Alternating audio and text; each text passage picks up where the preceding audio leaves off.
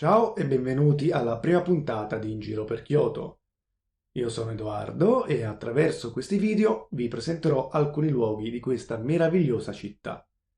Oggi è la volta dello Zuiko-in, un tempio costruito in mezzo alla montagna.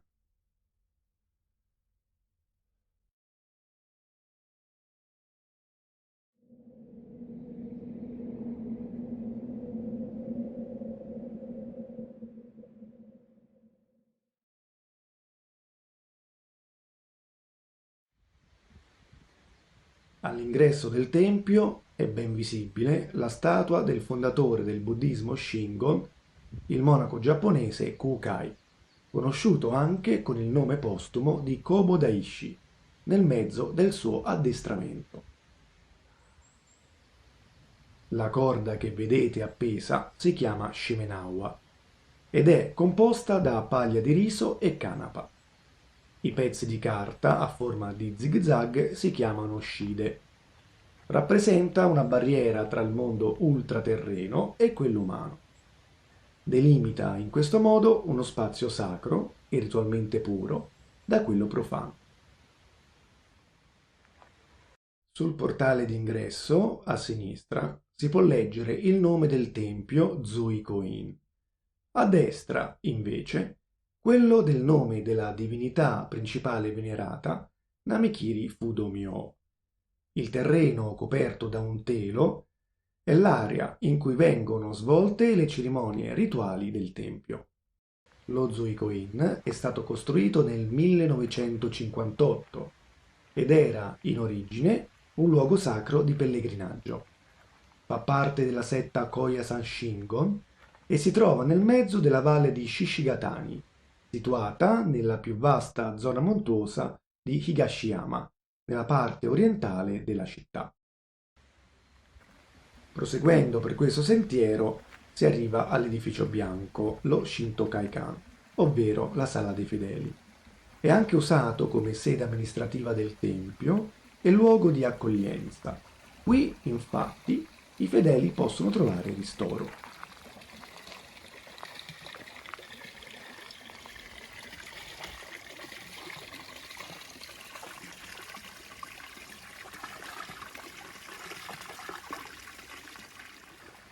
Sulla sinistra, salendo i gradini, si raggiunge la statua di Mizuko Jizo.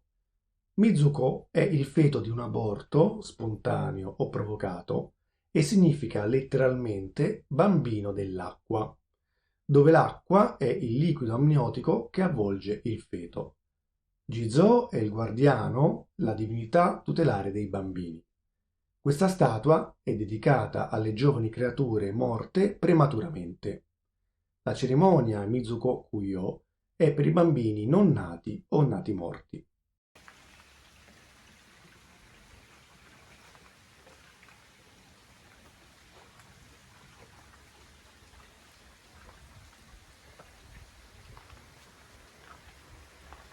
L'edificio che si vede oltre il ponte è la sala principale del tempio, detta Hondo.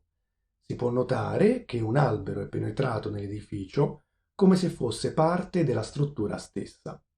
Il tempio pare così fondersi con la natura circostante. Al suo interno è custodita l'immagine sacra di Namikiri Fudomyo. Namikiri significa tagliare le onde e Fudomyo viene così chiamato perché si narra che, durante il viaggio di ritorno dalla Cina del monaco Kukai, la nave in cui si trovava venne colta da una forte tempesta. Il monaco allora afferrò la statua di Fudomyo che stava portando in Giappone e iniziò a pregare per placare il mare. In quel momento Fudomyo tagliò le onde con la sua spada ed il mare si calmò. Questa divinità ha molte funzioni, ma la principale è quella di salvare gli esseri dai loro desideri o illusioni. Con la sua spada, infatti, taglia tutte le illusioni.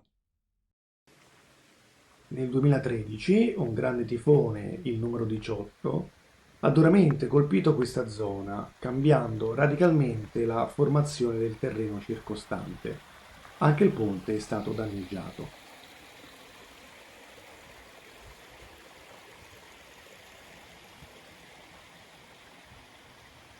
Dopo aver oltrepassato il ponte, subito dopo la sala principale, si trova una zona votiva.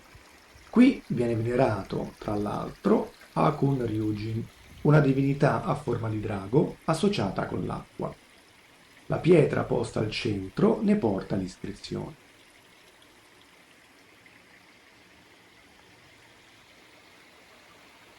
La conseguenza più evidente del violento tifone del 2013 è la formazione di questa collina proprio al centro della valle, dove scorre il ruscello di montagna.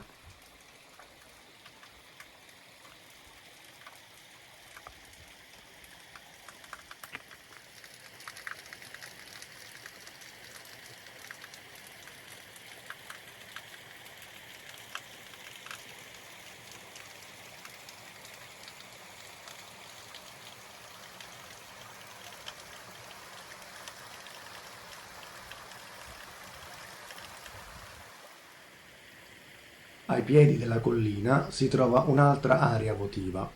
Qui sono venerate le divinità Benzaiten e Fudomyo. La pietra porta l'iscrizione Suetaka Benzaiten ed accanto ad essa è posta la statua di Fudomyo, divinità particolarmente importante nel buddismo giapponese. Vi ringrazio per aver visto il video e vi invito ad iscrivervi e a lasciare un commento qui sotto. Mi potete trovare anche qui. Se volete supportare il canale, in descrizione trovate il link per la donazione. Ciao e alla prossima!